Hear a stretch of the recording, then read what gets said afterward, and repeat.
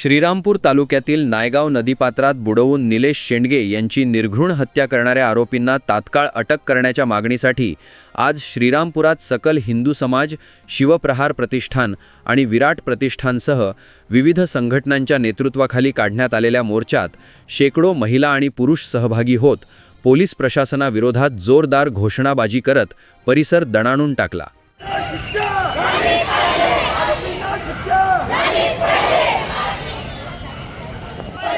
निलेश भाऊ आरोपींना शिक्षा।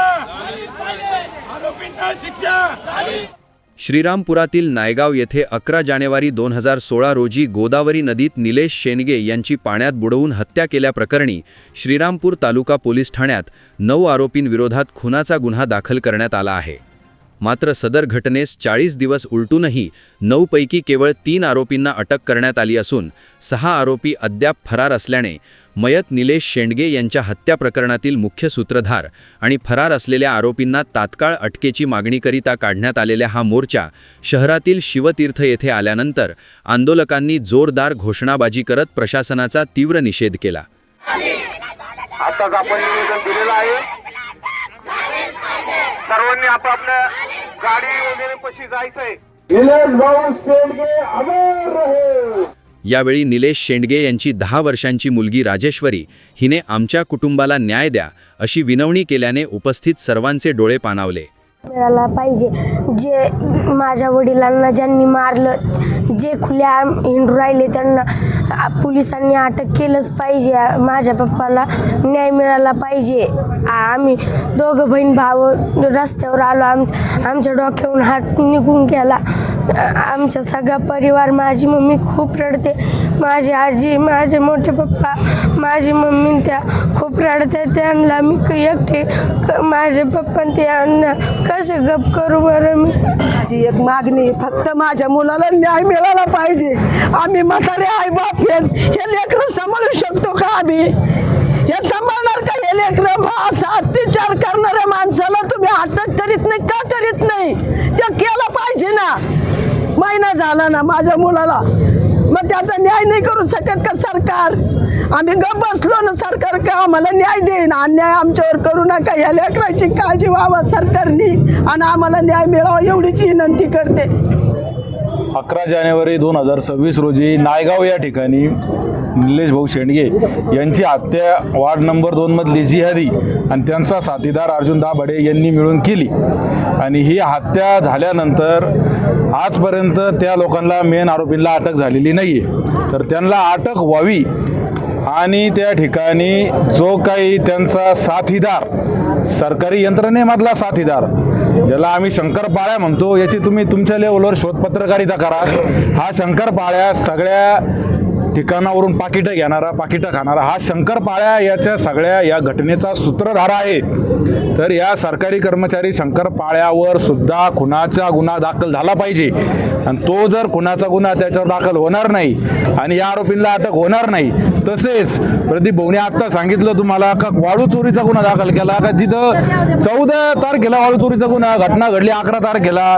मग आता त्या ठिकाणी CCTV मध्ये काही जण आहे त्याच्यातले घरी बसलेले, त्यांच्यावर तुम्ही वाळू चोरीचा गुन्हा दाखल करता। मग हे सगळं षडयंत्र आहे आणि हे सगळे षडयंत्र करणारा तो शंकरपाळ्या आहे। तर शंकरपाळ्या हा त्या जिहादी वार्ड नंबर 2 मधले जिहादी ज्यांनी लव जिहाद घडून आणला, गो हत्या घडून आणल्या, अनेक या ठिकाणी मुल्ला कट्टर सारख्या आरोपीला सोडायला पैसे हे लव राहिले या वाळूच्या याच्यामधून, आणि यांचा साथीदार दाभाडे आणि ते सगळे यांना जोपर्यंत अटक होत नाही, शंकरपाळ्या याच्यात अटक त्या ठिकाणी शंकरपाळ्या आरोपी होत नाही 302च्या कलमामध्ये 103 नुसार BNS, तोपर्यंत आम्ही शांत बसणार नाही। 8 दिवसामध्ये आम्ही त्या ठिकाणी मुंबईला आझाद मैदान हे सगळे मिळून विराट प्रतिष्ठान, शिवप्रहार, सकल मातंग समाज, सकल हिंदू समाज, निलेश भाऊ शेंडगे मित्र मंडळ सगळे मिळून आम्ही त्यांचा परिवार, हे लहान लहान पोरं रस्त्यावर आले आज, हे फक्त या जिहाद्यांमुळं आणि या सगळ्या षडयंत्रामुळे यांच्या, त्याच्यामुळे यांना न्याय मिळाला पाहिजे। जोपर्यंत न्याय मिळत नाही तोपर्यंत आम्ही छत्रपती शिवाजी महाराज अण्णा भाऊंचा विचार आणि बाबासाहेबांचं संविधान हे लोकशाही हत्यारं घेऊन आम्ही लढत राहणार आहे।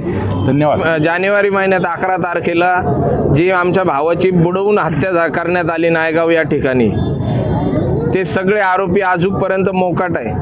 पोलिसांना ते आरोपी का भेटत नाहीये ह्याचा आपण गांभीर्याने विचार केला पाहिजे।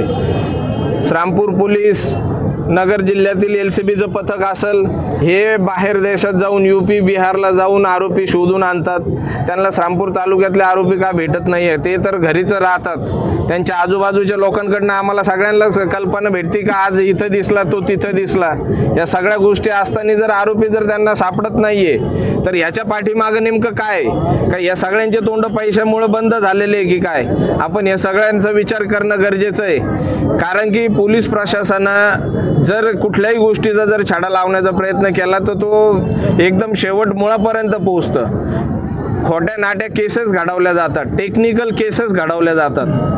चांगले हे तर प्रशासनावरती जे मोठे मोठे अधिकारी जे बसलेले आहेत ना, ह्यांना सगळ्यांना टेक्निकल केसेस कशा घडवायचा याचा चांगला अनुभव आहे ना. आम्हाला पण आणि आमच्या सहकाऱ्यांना पण टेक्निकल केसेसचा अनुभव आहे.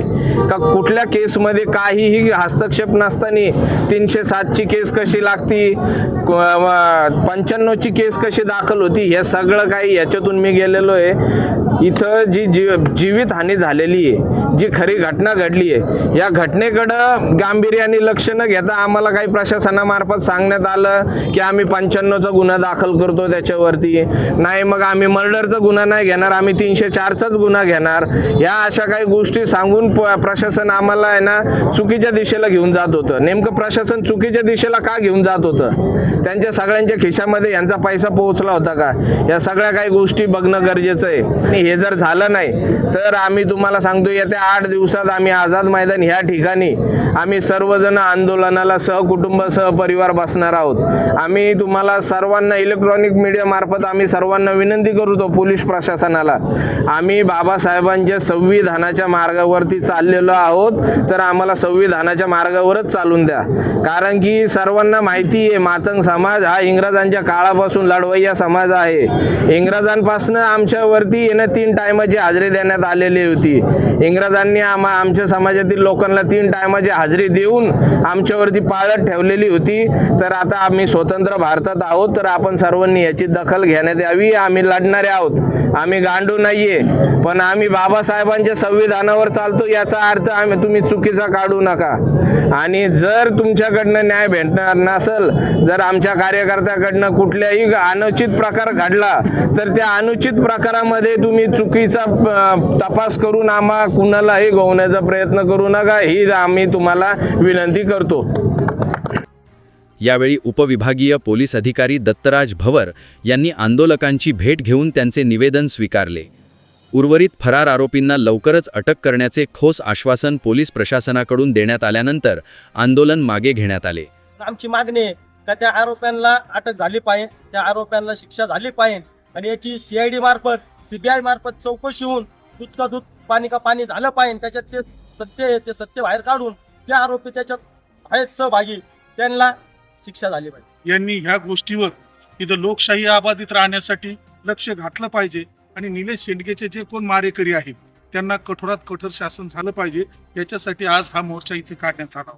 आम्हाला पोलिसांकडून असं आश्वासन मिळालेलं आहे की आतापर्यंत 3 आरोपी त्यांनी अटक केलेले आहेत आणि उर्वरित आरोपींचा शोध चालू आहे. परंतु आमची त्याच्यामध्ये अशी मागणी आहे की CID तपास करण्यात यावा, तसेच संबंधित आरोपीची नार्को टेस्ट करण्यात यावी, म्हणजेच सत्य बाहेर येईल आणि सत्य बाहेर येईल म्हणजे त्यामधला तपास पारदर्शक होईल. या मोर्चाने प्रशासनावर मोठा दबाव निर्माण केला असून आता पोलीस काय कारवाई करतात याकडे सर्वांचे लक्ष लागले आहे. याविषयी S न्यूज मराठी वाहिनीने घेतलेला ब्युरो रिपोर्ट.